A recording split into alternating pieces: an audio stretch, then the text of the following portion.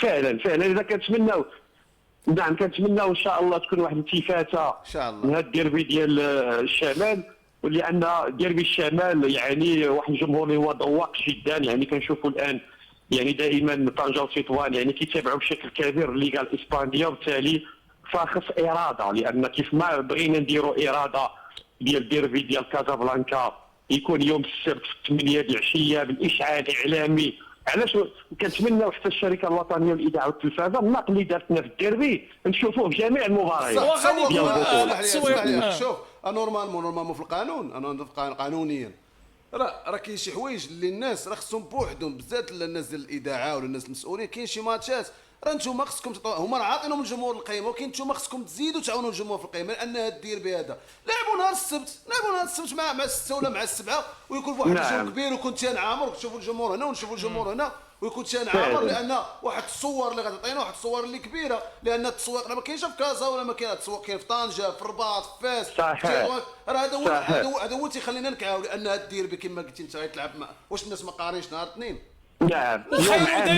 وخير دليل سي محسن ان حتى الناس اللي كيشتغلوا كيساليو الخدمه غالبا في الساعه الخامسه مساء السادسه، ما كاينش الوقت كيكون مازال كيقراو سي محسن، فما كاينش اشعاع اعلامي بالمره بالنسبه لهذه المقابله. عندك صح، انا معاك. متفقين سي محسن. الا تابعنا غير اللقاءات دابا اللي كتنقل ديال كاس افريقيا، الطريقه ديال النقل ديالهم وديال التسويق ديالهم اللي كتجرى بملعب العبدي وملعب بالرشيد وكذلك كنشوفوا طريقه جميله اللي ما لا نتمنوا ان شاء الله. غير هو بان لي بان فقط في الا النقطه بقيتي ديال مع محسن النقل التلفزيوني نسولك محسن.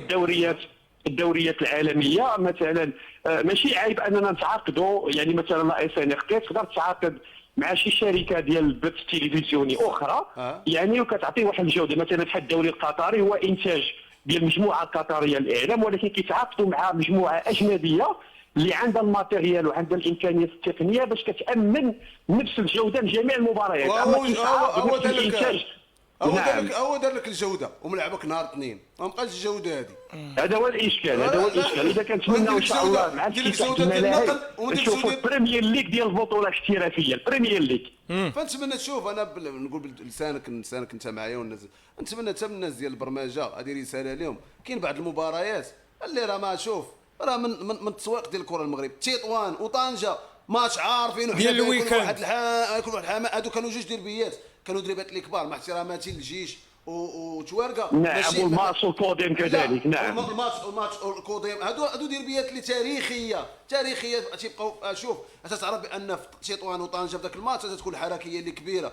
ديروا نهار السبت مالاش فيها، ديروا نهار السبت وديروا شوف وديروا هو الماتش رقم 1 نهار السبت، هذا هو الماتش ديال فعلا. وحتى الحركه السياحيه كتحرك في المدينه، يعني كيكون الفنادق بغض سي محسن بغض النظر على دابا كل ما هو نقل، كيبان لي بان المغرب التطواني صدر بلاغ بعدم تنقل الجماهير الطنجاويه الى تطوان.